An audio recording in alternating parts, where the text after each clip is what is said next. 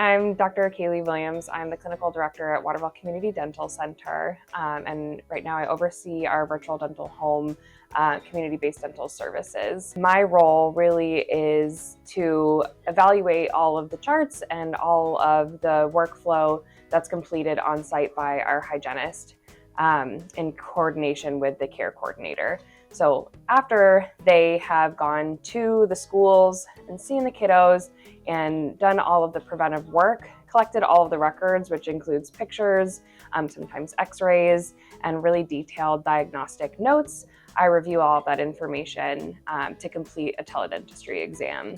Sometimes those exams are pretty straightforward. The images are really clear, the kiddos are really cooperative, and we're able to see really clearly that they're in a state of health, and that's wonderful. Sometimes it is a little bit more complicated depending on how cooperative the kiddos are and what kinds of records we can collect. So between what is collected and calibration between myself and the hygienist, we determine which of those kids need to come into the center to be seen by me here at the dental office.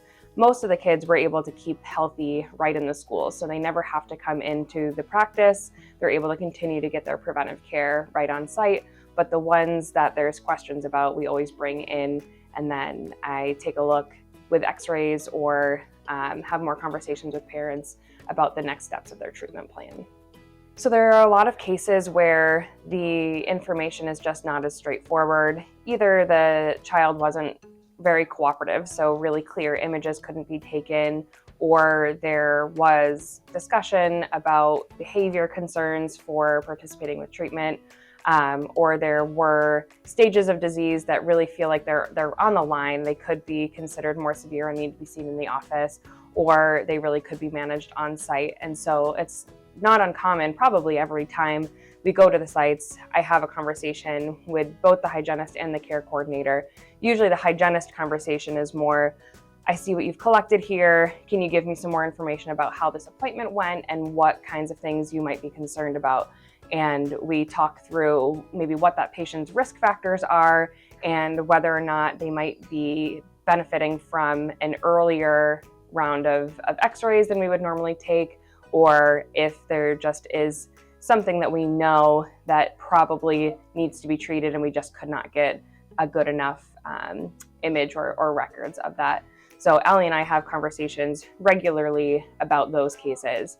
And then after the fact, after I've reviewed all the charts, I always have to task those cases back to our care coordinator. And there's plenty of times where we automatically decide that that child needs to just be seen in the practice, and so then it becomes her role to get them scheduled. So we'll often have conversations about how long of an appointment do we need to bring the patient in for, what's expected to be done. There's times where I can sort of develop a treatment plan before I've even brought the patient in, so I can have a little bit of an idea of what kind of an appointment to set up.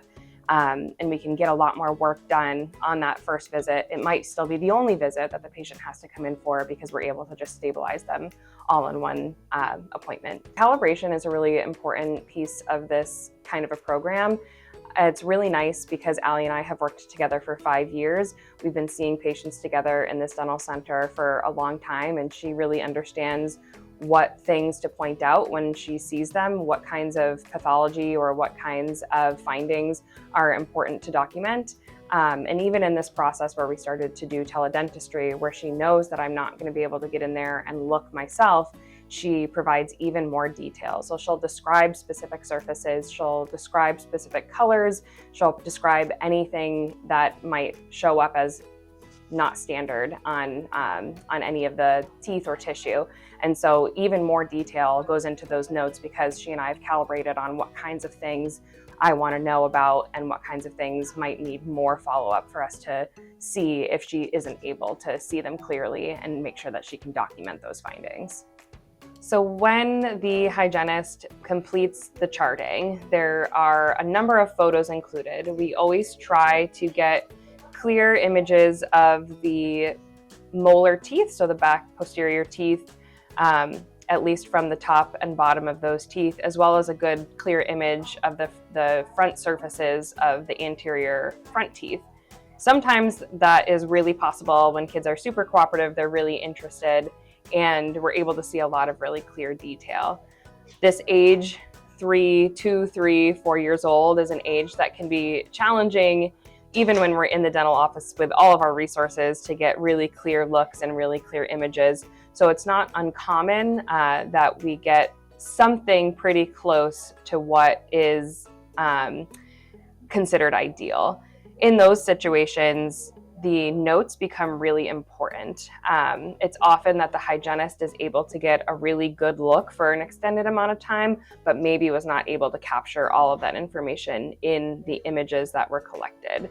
So that note then becomes a great descriptor of the findings. So we may have only gotten 3 or 4 blurry images of some of the teeth, but I have been working with this hygienist for 5 years, and I feel really confident that if she was able to spend time looking in the mouth and could identify in a really clear screening that there were no signs of oral disease, that we can use that really strong calibration to be able to rule that child as in a state of health.